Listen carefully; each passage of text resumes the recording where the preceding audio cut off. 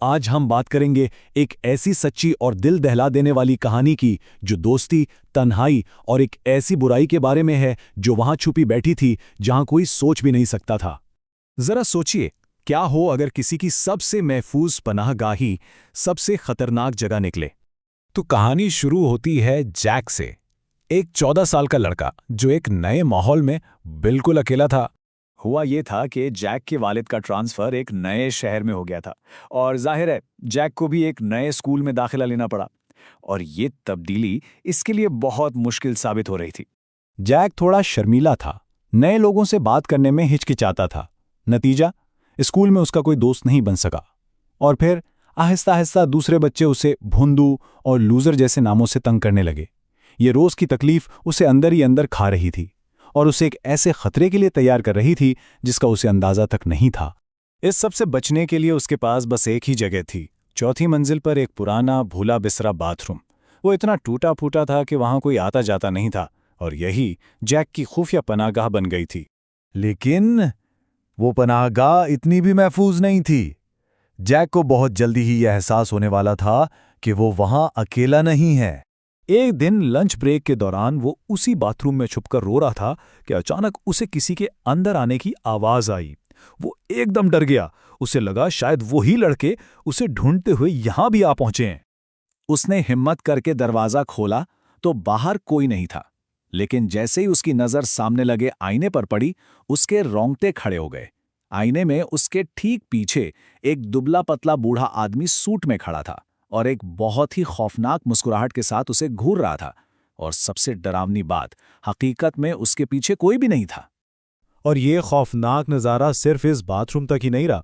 इसी दिन स्कूल के बाद जब जैक अपने वालिद का इंतजार कर रहा था, उसने उसी मुस्कुराते हुए आदमी को चौथी मंजिल की बालकनी से उसे हाथ हिलाते हुए देखा। यहां से कहानी एक नया और कहीं ज्यादा खौफनाक मोड़ लेती है। अब यह सिर्फ भूत का नजर आना नहीं था, बल्कि एक नादीदा ताकत थी जो आहिस्ता आहिस्ता जैक पर काबिज हो रही थी। कुछ ही अरसे में जैक को इस भूत की आवाज सुनाई देने लगी, एक सरगोशी जो उसे खतरनाक हुक्म देती थी। वो उसके कान में कहता, इसे मारो, तुम्हें उसे मारना चाहिए। और फिर तशद्दुद का एक खौफनाक सिलसिला शुरू हो गया। पहले तो क्लास में टीचर के पीछे उस भूत को देखकर वो दहशत से चीख पड़ा।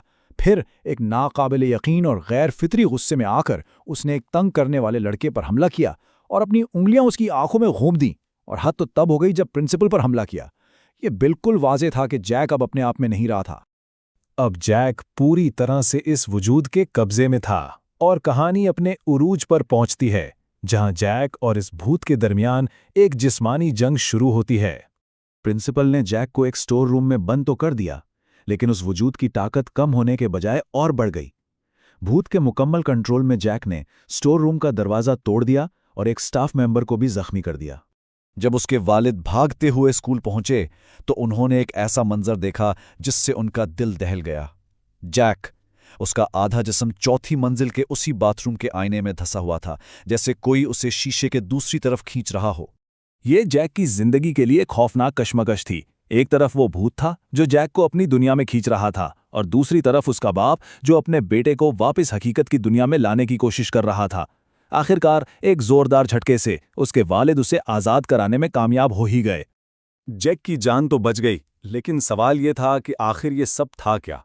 अब वक्त था इस राज से पर्दा उठाने का, वो राज जो स्कूल की दीवारों में कई सालों से दफन था। स्कूल प्रिंसिपल के असिस्टेंट ने फिर स्कूल की एक बहुत ही तारीख बताई।